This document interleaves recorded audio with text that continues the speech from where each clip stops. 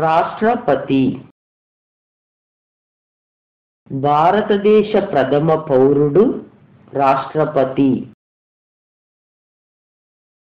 భారతదేశ అధ్యక్షుడు రాష్ట్రపతి.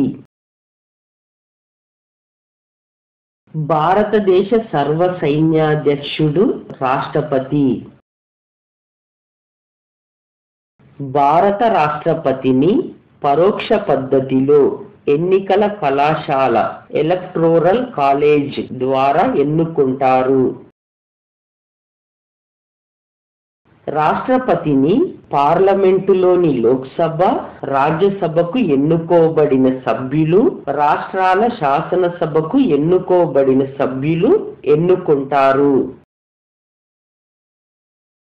రాష్ట్రపతి పదవికి పోటీ చేసే అభ్యర్థికి ఉండవలసిన అర్హతలు: భారత పౌరుడై ఉండాలి, 35 సంవత్సరాల వయస్సు నిండి ఉండాలి, లోక్సభ సభ్యత్వానికి అర్హత కలిగి ఉండాలి, ఆదాయం వచ్చు ప్రభుత్వ ఉద్యోగంలో ఉండరాదు.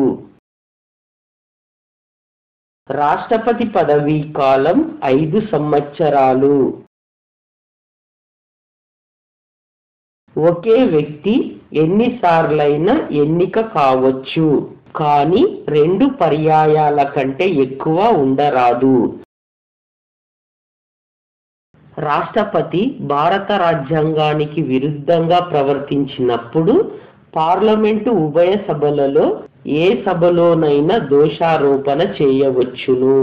దోషారోపణ ఏ సభలో జరిగితే ఆ సభలోని సభ్యులు 1/4వ వంతు తక్కువ కాకుండా దానిని ప్రతిపాదించాలి.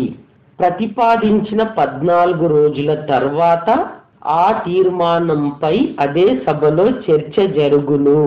మొదటి సభలో తీర్మానించిన తర్వాత రెండవ సభలో కూడా 2/3వ వంతు సభ్యుల ఆమోదంతో మహాభియోగ తీర్మానం ద్వారా రాష్ట్రపతిని పదవి నుండి తొలగిస్తారు. ఇప్పటి వరకు ఏ ఒక్క రాష్ట్రపతి మీద పార్లమెంటులో మహాభియోగ తీర్మానం ప్రవేశపెట్టబడలేదు. భారత రాష్ట్రపతి వేతనాన్ని నిర్ణయించున్నది పార్లమెంట్. రాష్ట్రపతి వేతనాన్ని భారతీయ సంఘటిత నిధి నుండి పొందుతారు.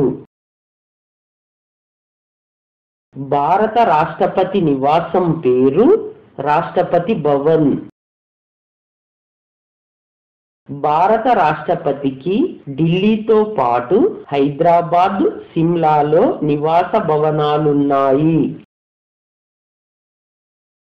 రాష్ట్రపతి పదవిలో ఉన్నప్పుడు న్యాయస్థానాలకు జవాబుదారీ కాదు. లోక్సభ, రాజ్యసభ, రాష్ట్రపతి కలిసి పార్లమెంటుగా ఏర్పడును. పార్లమెంటులో అంతర్భాగం రాష్ట్రపతి.